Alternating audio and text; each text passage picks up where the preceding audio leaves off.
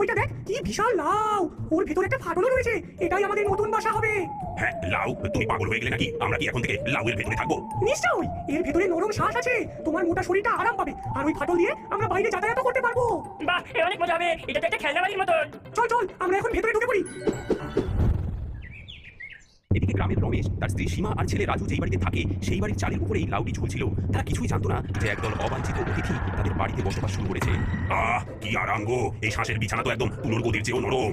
লাউয়ের ভেতরে বসে ডাইনির ছেলে লাউয়ের ফাটল দিয়ে উকি মেরে দেখে। মা মা, এই জানলা দিয়ে দেখো, ওই ঘরটা দেখো। ছেলেটার কত সুন্দর সুন্দর খেলনা। দেখো, একটা কাঠের ঘোড়া, লাল রঙের মার্বেল, রঙিন বল। আমি কয়েকটা নিয়ে আসি না মা? থাম বদমাস, একদম আস্তে, অত হইচই করবি না। লাউয়ের ভেতরে এত লাফালাফি করলে লাউ থেকে টিন থেকে পড়ে যাবে, আমাদের উপস্থিতি ধরা পড়ে যাবে। চুপি চুপি আয়, কেউ যেন টের না পায়। এটা আমাদের গোপন আস্তানা, সেটা কিন্তু মনে রাখিস। কিন্তু মা, ওই কাঠের ঘোড়াটা দেখেছো? আমি ওটা চাই। আচ্ছা আচ্ছা, ঘোড়াটা আনতে পারিস, কিন্তু কোনো শব্দ করবি না। এদিকে ডাইনির স্বামী ঘুমাচ্ছিল। হঠাৎ তার নাকে একটা সুগন্ধ আসে, মাংসের সুগন্ধ, খুব মিষ্টি গন্ধ। তার পেট গুড়গুড় করে ওঠে।